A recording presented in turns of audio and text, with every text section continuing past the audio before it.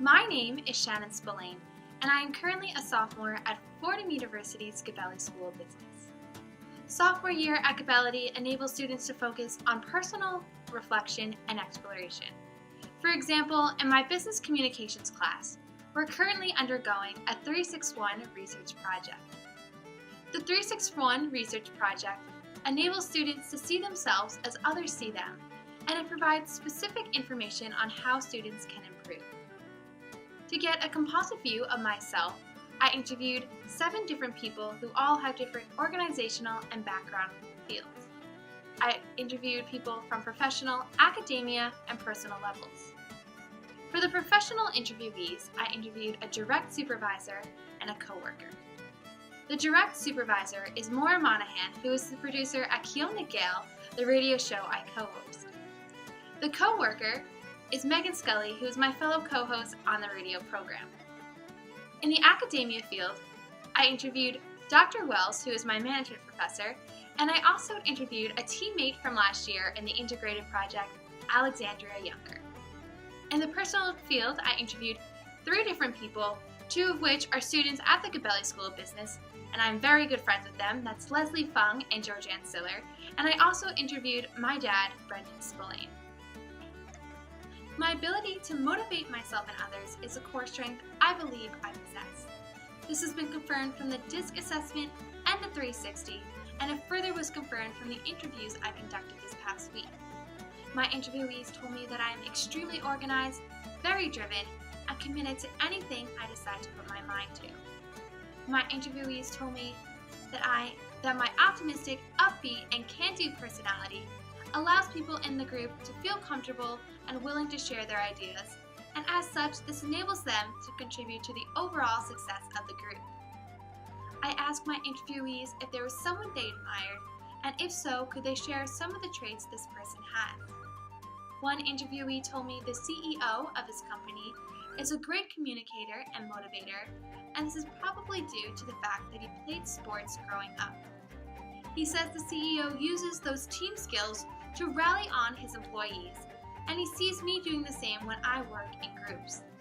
He says I know that everyone should be working towards the same goal, and as so, I support and encourage my teammates along the way.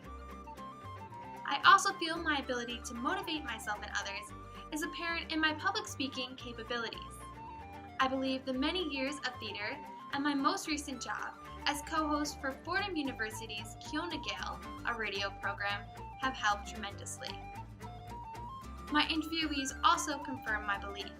They say I have a natural ability that cannot be taught, and that I am clear, persuasive, and confident when talking to people.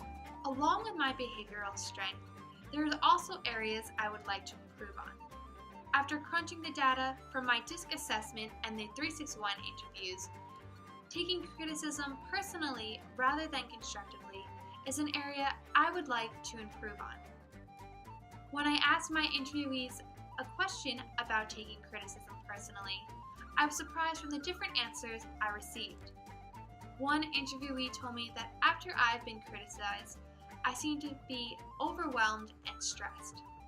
Another interviewee told me that she doesn't think I'm not open to criticism, but that I'm afraid of it being really negative because I try my best and put all of my hard work and effort into doing the right thing.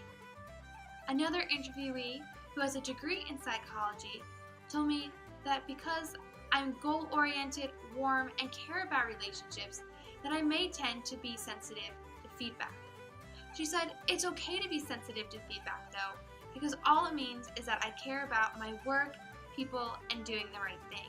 Taking criticism personally may lead people to feel uncomfortable when they have to approach me with a problem.